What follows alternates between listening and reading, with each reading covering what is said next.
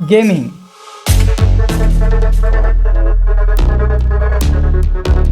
ये industry India में आया है कुछ साल के पहले, लेकिन अब ये इंडस्ट्री बहुत बड़ा बन चुका है। कोई भी गेमिंग दुनिया में कुछ करने की सोच रहा है तो उनके लिए ये वीडियो बहुत ज़्यादा मोटिवेशन देने वाला है, क्योंकि रिसेंटली हमारा पीएम मोदी सर ने उस गेमर के साथ मीट किया, उनके साथ बातें किया।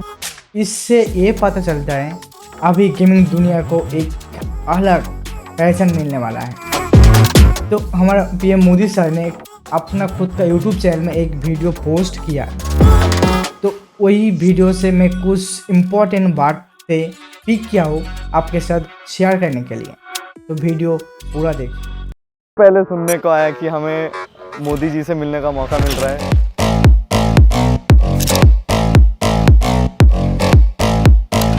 Too fast, too much has happened. ये तो मुझे भी यकीन नहीं हो रहा है, सच्ची बताओ तो कि मैं यहाँ हूँ। वो एक्साइटमेंट अंदर रखना है ना, वो बहुत मुश्किल था मेरे लिए।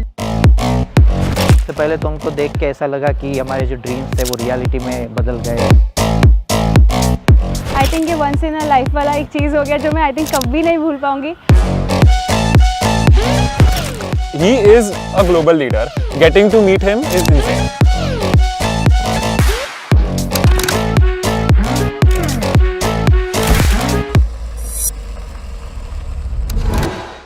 But that moment जब बस वो आ रहे हैं,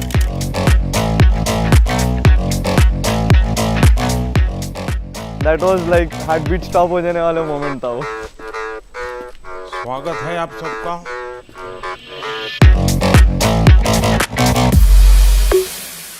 Once he came and sat in front of us, I'm sure सब लोग wonder कर रहे थे, wait, is the same person जो हम टीवी पे देखते हैं। जब सामने बैठे थे तभी भी धक धक हो रहा था बहुत।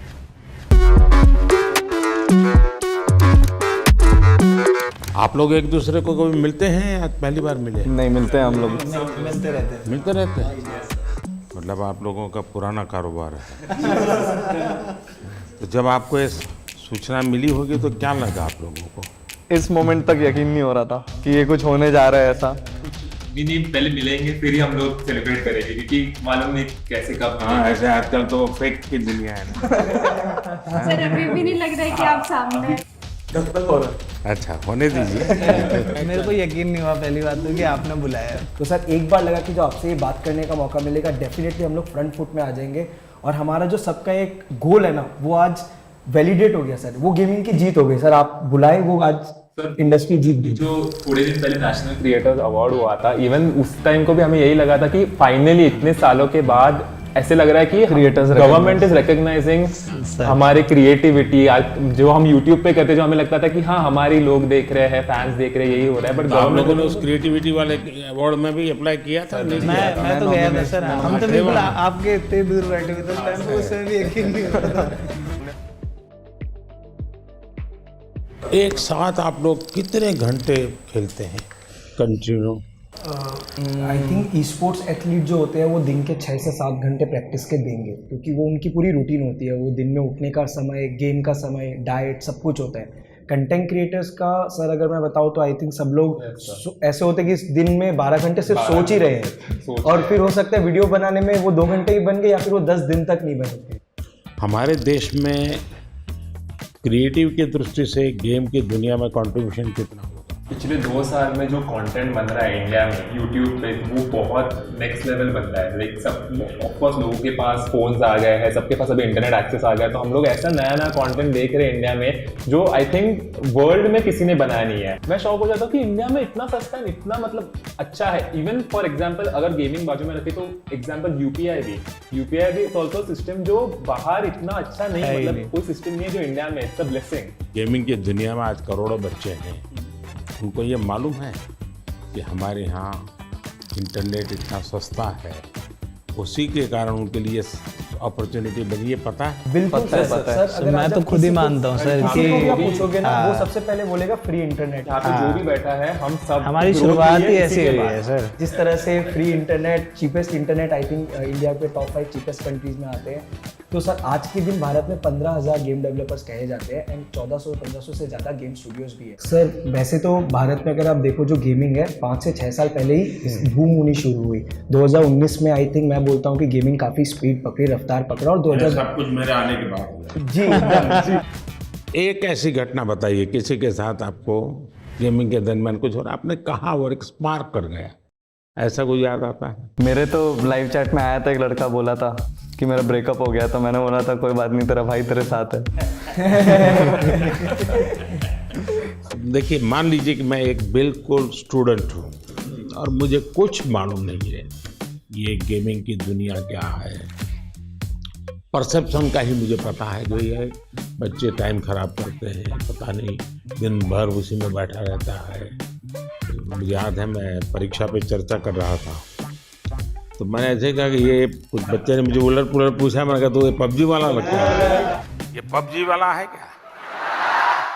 वो तो मोमेंट था। ये एक ऐसा क्षेत्र है जो अननोन है। ऐसी स्थिति में क्या आप लोगों को क्या अनुभव आता है जब बच्चों से बात करते हो, उनके परिवार से बात करते हो? कोई तो माँ बाप ये था कि तुम बंद करो, मेरे बच्चे को बिगाड़ रहे हो। ये तो सर अगर पेरेंट्स मिलते हैं हमें, पेरेंट्स यही बोलते हैं कि हमारे बच्चों को बोलो कि पढ़ाई करे, सिर्फ आपके वीडियोस देखते रहते हैं। तो मैं अच्छा फिर वो काम भी आप ही को कहते हैं। बहुत बार न्यूज़ में देखा है कि पेरेंट्स का क्रेडिट कार्ड यूज करके बच्चों ने गेम्स में इन गेम पैसे होते हैं वो लिए, एंड वो चीज़ बहुत बड़ी न्यूज़ हो जाती है। उससे क्या होता है कि फिर हमें भी अफेक्ट हो जाता है उससे। राइट नाउ मेरा एक ही गोल है कि अगर किसी बच्चे को भी ई स्पोर्ट्स एथलीट बनना है या बहुत स्किल लेवल पे टॉप लेवल पे खेलना है, उनको मैं कैसे गाइड करूँ, उनका पेरेंट्स को मैं कैसे गाइड करूँ, बिकॉज ये अवेयरनेस बहुत कम लोग के पास है। घर में ऐसा लगता है कि जैसे स्पोर्ट्स एक एक्टिविटी जरूरी है या डांसिंग सीखना माँ बाप चाहते हैं कि बच्चे को आना चाहिए, क्योंकि वो भी एक व्यक्तित्व के विकास का एक हिस्सा है। लेकिन ऐसी चीज़ों को प्रतिष्ठा मिलने में सदियों की एक पुरुषार्थ रहा है। अगर देखी जाए हमारा देश स्पोर्ट्स में हमेशा बहुत आगे रहा। आज के दिन भारत का one of the most popular sport cricket है, पर अगर 1983 वाली वर्ल्ड कप नहीं जीती तो मे बी सब लोग उतना क्रिकेट में नहीं जाते, और अगर मे बी देश में एक सचिन तेंदुलकर जैसे बड़े नाम नहीं आते तो सब लोग वो बनना नहीं चाहते। सर गेमिंग 5-6 साल पहले ही शुरू हुआ और आज काफ़ी लोग हैं इंडस्ट्री में, कम्युनिटी में हमारे जैसे गेमर जिन्होंने भारत को रिप्रेजेंट करके नाम कमाया। तो सर आई थिंक आज कोई गेमिंग के लिए अगर ये पूछे कि ये क्यों करना है तो मैं उनको यही जवाब देता हूँ कि इसको आप साइड हसल रखिए। जो लोग सोचते हैं अनऑर्थोडॉक्स है, बेकार चीज़ है, टाइम वेस्ट कर रहे हैं लोग अपना, उसको करके आप प्राइम मिनिस्टर, अभी हम लोग प्राइम मिनिस्टर सर के रेजिडेंस में, तो वहाँ तक जाके उनसे बैठ के एक राउंड टेबल में बैठ के उनसे बातें कर सकते हो, तो वो बहुत अनरियल था। और फॉर श्योर लोग अब गेमिंग को एक अलग नज़रिए से देखेंगे कि हाँ ये भी कुछ है और इसमें भी कुछ करा जा सकता है। एज अ गेमर मैं कहूँगा कि ये मेन इम्पोर्टेंट चीज़ जो पीएम सर ने मेंशन की कि डाउन द लाइन ग्रो करना है एक इंडस्ट्री को, तो उसमें एक पेरेंट्स का इन्वॉल्वमेंट बहुत ज़रूरी है। उनका वही पेरेंटल एडवाइस, पेरेंट्स की सपोर्ट करना, वो एक बहुत इम्पोर्टेंट फैक्टर है। आपकी दृष्टि से मुझे बताने जैसी कोई चीज़ आपको लगती है, यार आपको कुछ मन में प्रश्न है, तो आप क्या कोई रेगुलेटरी बॉडी हो सकती है? रेगुलेट शब्द ठीक नहीं होगा, वरना सरकार का स्वभाव होता है हर चीज में हाथ डालना। सरकार का मूल नेचर ये है। अब दो चीजें होती है कि या तो आप उनको दबाने की कोशिश करो या तो कानूनी सारे बंधन लगा करके उनको अलग करो। दूसरा है कि आप चीज को समझो, समझ करके हमारे देश की रिक्वायरमेंट के अनुसार उसको मॉडिफाई करो, उसको कुछ कानून नियम व्यवस्था के अंदर ढांचा में लाओ, उसकी एक प्रतिष्ठा बढ़ाओ। अगर प्रतिष्ठा बढ़ जाती है तो फिर बुरा करने वालों को बहुत देर लगती है। मेरी तो कोशिश है कि देश की स्थिति इतनी आगे ले जाएं हम कि 2047 तक खास करके मध्यम वर्गीय परिवारों की जिंदगी से सरकार बिल्कुल बाहर निकल जाए, वरना ये कागज लाओ, वो कागज लाओ, ये दो, यहाँ क्यों गया, वहाँ क्यों गया, उसी में ही जिंदगी फंसी हुई है। सरकार की जरूरत गरीब को होती है, उसको मुसीबत के समय सरकार मिलनी चाहिए। सर आई थिंक एक चीज़ जो डेफिनेटली करा जा सकता है ईज़ ऑफ बिजनेस के लिए, सर ई स्पोर्ट्स को आइडेंटिफाई किया जाए। ई स्पोर्ट्स को बहुत टेक्निकली जैसे स्पोर्ट्स आइडेंटिफाई हुआ है, एक अलग से आइडेंटिफाई हो जाए कि स्किल बेस्ड गेमिंग है, इसमें कोई पैसों का गेम में पैसे लगा के पैसे जीतने वाला खेल नहीं है। सो अगर वो आइडेंटिफाई हो जाती है और सबको पता चल जाता है ये across all government bodies and all bodies जिनके साथ हमें फाइनेंशियल ट्रांजेक्शन्स भी करना पड़ता है, वो बहुत महत्वपूर्ण होगा। रेगुलेटरी बॉडी, जैसा कि आपने कहा कि बंदिश वाली अभी इंडस्ट्री बनी नहीं है क्योंकि अभी बढ़ रही है, तो खुले में बढ़ने देंगे, पर साथ में अगर पुश मिलेगा तो कुछ साल बाद आई थिंक इंडस्ट्री रेडी रहेगी कि सरकार आके उसमें नहीं, इसको कोई बंदिश की जरूरत नहीं, खुले में ही जाना चाहिए, तभी जाकर के ये फले फूलेगा। अगर बंदिश आएगी तो नहीं होगा। क्या आपको ये फेस करना पड़ता है गेमिंग एंड गैम्बलिंग, इन दोनों की लड़ाई आपके सामने आती होगी, तब आप कैसे हैंडल करते हैं? मतलब वो ऐसा समझते हैं कि हम जो फास्ट टाइम मानते होंगे, वेस्ट टाइम मानते होंगे। हाँ, जैसे हम मतलब गेम्स खेलते हैं वो काफ़ी अलग रहती है, बट वो ऐसे समझते हैं अच्छा ये तो हम जैसे लूडो खेलते हैं वैसी कोई गेम हो गई, बट वैसा नहीं है। वो हम कह सकते हैं कि चेस जैसी एक कॉम्प्लेक्स गेम्स हम मोस्टली खेलते हैं, जिसमें बहुत सी मेंटल स्किल्स भी चाहिए रहती है, फिजिकल स्किल्स भी चाहिए रहती है। सर आरएनजी और स्किल बेस्ड गेम को बहुत हाई लेवल की डिफरेंशिएट करें। सर आज भारत के एथलीट्स जाके ओलंपिक्स में प्रपोज है, एशियन गेम्स, कॉमनवेल्थ गेम्स में प्रपोज है। आप लोग एक काम कीजिए, ये जो क्या समस्या है आपकी, मुझे कभी मेल कर दीजिए मेरे ऑफिस में, एग्जैक्टली क्या प्रॉब्लम फेस करते हैं आप। इधर लाइक पेरेंट्स को जब उनके बच्चे लोग बोलते हैं कि गेमर बनना है, पेरेंट्स लोग को समझ में नहीं आता कि एक्चुअल गेमर क्या होता है, क्या करता है। गेमिंग मतलब गेमिंग, गैम्बलिंग भी समझ जाते हैं। तो उसके रिगार्डिंग मोदी जी बहुत अच्छा एक्सप्लेनेशन किया कि गेमिंग अलग होता है, गैम्बलिंग भी अलग होता है, और हमने भी बहुत सारी चीज़ें एक्सप्लेन किया। अब इतने सारी मात्रा में बच्चे जुड़ चुके हैं, उनको आप रोक नहीं सकते, तो उनको आप सही रास्ते पर ले जा सकते हो। वो सही रास्ते पर ले जाना है तो आपको लगता है डूज एंड डोंट्स, पढ़ाई करो, ये तो ठीक है, हम कह दिए तो पढ़ाई करो, और क्या क्या बातें आप सोचते हैं कि जिसको उसको केयर करना चाहिए। बच्चे बिल्कुल चाहते हैं कि यही करे, तो हम लोग सर, मैं तो हमेशा अपनी स्ट्रीम पे क्लियर बोलता हूँ, कोई भी आके बोले कि भैया मुझे भी आपके जैसा बनना है, तो मैं तो साफ बोलता हूँ भाई अगर तुम्हें मेरे जैसा बनना है तो जैसे मैं चला वैसे चलो। मैंने कॉलेज किया, कॉलेज के साथ किया, मैंने जॉब करी, मैंने जॉब के साथ किया। जब तक नहीं चला मैंने ऐसा नहीं करा कि सब दुनियादारी छोड़ के मैं बस लगे रहा कि नहीं यही काम करेगा, यही काम करेगा। आज के टाइम पे गेमिंग और स्पोर्ट्स मतलब उसमें दो कैटेगरी आती है। जैसे ई स्पोर्ट्स में आप कम्पीट करते हो, और कंटेंट क्रिएशन में ऐसा है कि हम गेम के अराउंड वीडियोस बना रहे हैं, उसमें 4 दोस्त मिलके कुछ फन कर रहे हैं, तो वो लोग देखना पसंद करते हैं लाइव स्ट्रीम में। जो मैं समझ रहा हूँ आपकी बातों से 3 स्टेज है। एक तो है जो गेम खेलने के लिए आने वाला खिलाड़ी, दूसरे वो लोग हैं जरा क्रिएटिव माइंड के हैं, तो उस गेम उसका लाइव स्क्रीनिंग ये वगैरह करके के बाद में एक छोटा सा वीडियो बनाना, इसमें थोड़ा रंग भर देना वो। और तीसरा जो महत्वपूर्ण है कि गेम इटसेल्फ बनाना। कैसी हमारी जो गेम्स है जो बनी है अब तक जो आई है उसकी क्या?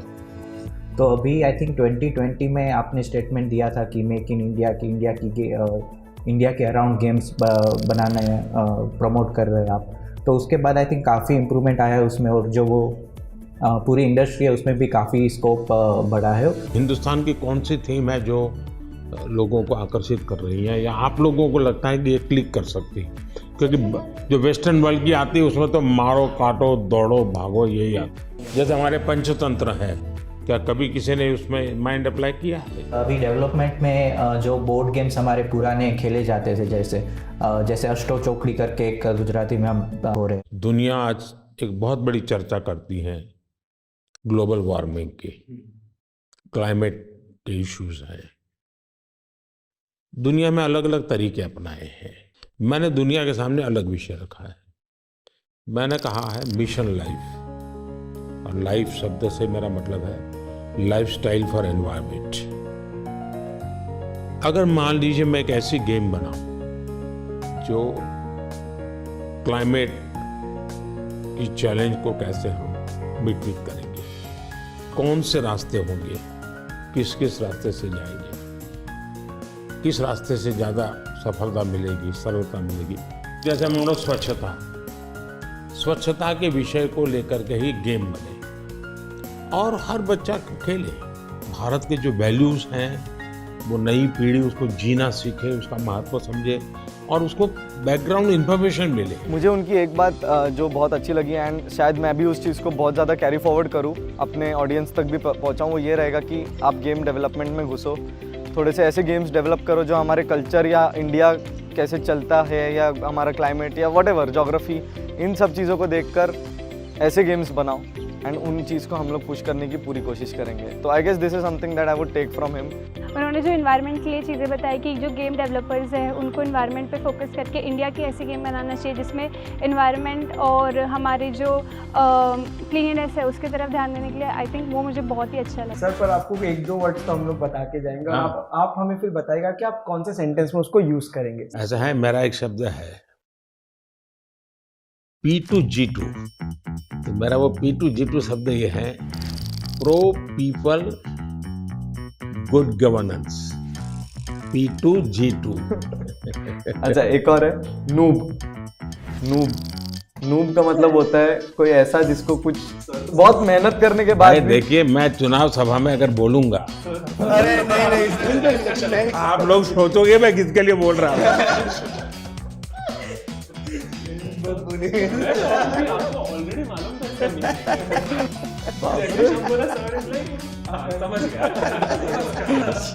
अगर मैं बोल दूंगा तो आप तो लोग उसके लिए बोला है।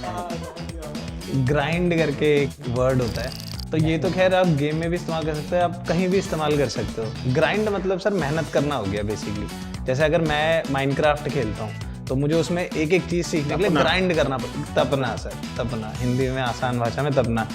और दूसरा है सर GT है, गॉट टू है। मतलब हम जनरली कोई भी गेमिंग सेशन एंड करते हैं तो दोस्तों को कहते हैं कि अभी मैं क्लोज कर रहा हूँ, जाना है, तो हम टाइप करते हैं GT, गॉट टू। चलो निकलिए। AFK करके, AFK मतलब अवे फ्रॉम कीबोर्ड, यानी कि आप गेम खेल रहे हो, 4 लोग एक टीम में एक साथ खेल रहे हैं, अचानक से मम्मी ने बुला दिया कि खाना रेडी हो गया, तो वो फोन इधर ऐसे छोड़ के जाएंगे तो वो मतलब गेम में हार जाएंगे। तो टीम मेंबर्स आके हमें, अगर हम चाहते हैं कि टीम मेंबर्स को समझे कि सुनो मैं जा रहा हूँ लेकिन मेरी जगह तुम लोग लो, तो हम लोग AFK लिखते हैं, अवे फ्रॉम कीबोर्ड। मतलब मैं नहीं हूँ पर तुम लोग संभाल लो।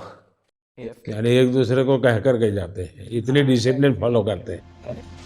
और सर सबसे बड़ी चीज, आपको कूलेस्ट पीएम कहा जाता है हमारी साइड में। अगर आप देखिए लाइव चैट में भी कहते हैं कि सबसे कूल अगर कोई है तो वो हमारे पीएम है। एंड आप जैसे मतलब हमारी और आपकी उम्र में काफी डिफरेंस है, लेकिन फिर भी एक नहीं, आपने किसने बताई ये मीडिया में सब आता है, वो सच मत मानो।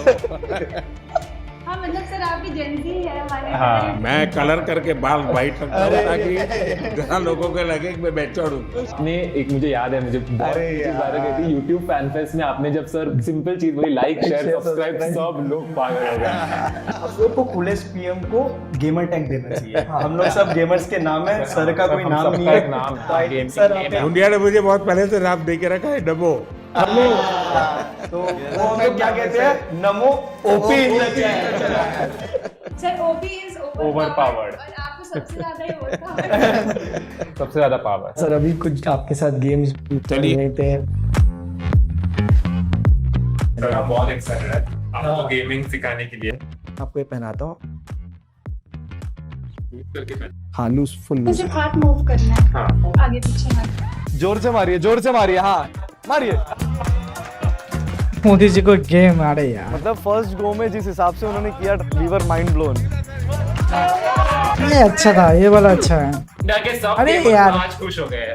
वाओ, कैसा था आपका अनुभव? पीएम सर से गेम खिला रहा है यार। जल्दी अडैप्ट भी कर लिया, एक्सपेक्ट नहीं किया था मैंने। आप लोगों से ट्रेनिंग लिया।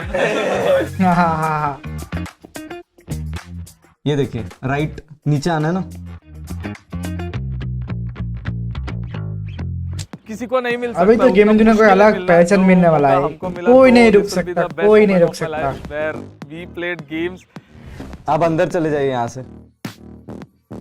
देखिए अब यहाँ पे आ गए आप, स्पीड भी बढ़ चुकी है अब। मैं बहुत खुश हूँ क्योंकि ये एक इंडियन गेम है, फर्स्ट टाइम मतलब सर खेल रहे हैं। माधुर जी, क्या बात है, पहुंच गए। गेम इतनी ही है कि नहीं, गेम तो बहुत बड़ा है। इनको मिलेगा एक त्रिशूल मिलता है यहाँ पर, तो वो त्रिशूल लेके फिर उनको आगे बढ़ना होता है। ये देखिए ये त्रिशूल है यहाँ पे, तो जैसे ये इन्होंने ई दबाएंगे तो इनको ये त्रिशूल मिल जाएगा। अब इनको पहला हथियार अपना वेपन मिल चुका है। अब ये लेके वो आगे लॉर्ड विष्णु एंड माँ दुर्गा के गाइडेंस से अपने भाई को बचाएंगे। ये पूरे गेम का शुरुआत और कॉन्सेप्ट है। पहलू है। एक बात तो है, हम लोग इतने टाइम से इंस्पायर कर रहे हैं लोगों को गेमिंग करने के लिए। आज आपने हमारे जितना इंस्पायर एक दिन में कर दिया। एक दिन में यानी आप लोगों बहुत को कितना अच्छा। समय जाता होगा इसमें देखता हूँ। वो तो बहुत टाइम जाता है, आपको कैसा लगा आज मुझे गेमर्स से से इतना बात टाइम करके? नहीं है ना। मैं अभी नया हूँ इस दुनिया में, तो मैं बहुत सोचूंगा इस पर।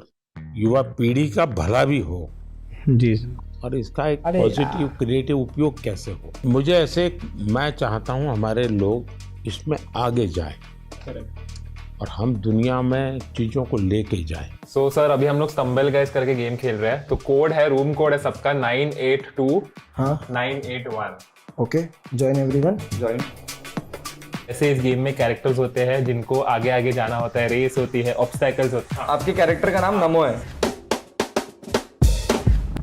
या ये जॉयस्टिक है, हाँ ये सर आपका कैरेक्टर है और ये जंप बटन है। मैं पूरा दिमाग खपाऊंगा जरा। हाँ, अगर आप इसको ऐसे फिंगर रख के मुंह ऊपर की तरफ करोगे तो आगे की तरफ हमें आगे जाते हैं। सर हुए सर आप। तो इसको आप यहाँ पे सर हाथ रखिए और इसको टच स्क्रीन के जैसे ऊपर की तरफ कीजिए। चलिए सर, चलिए चलिए चलिए। अच्छा, इधर जंप करना है। जैसे ही नीचे जाएगा राइट वाला बटन दबाना है आपको।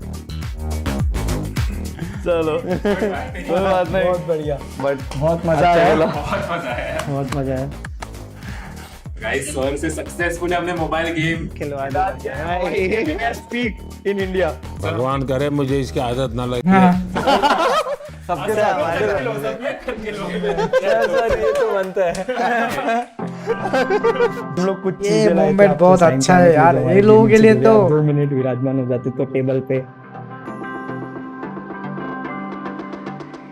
आप लोग एक काम शुरू कीजिए, हर एक को कहिए कि खुद की सिग्नेचर अपनी मातृभाषा में करें। लोग अब गेमिंग को एक अलग नजरिए से देखेंगे कि हाँ ये भी कुछ है और इसमें भी कुछ करा जा सकता है। ये पहना दीजिए क्या? अच्छा, इसको पहनोगे? शाबाश। Thank you sir, thank you.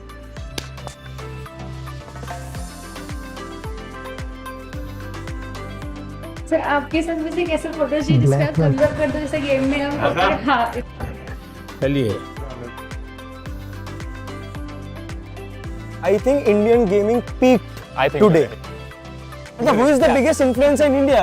It's our Prime Minister. हमने उनसे मिले।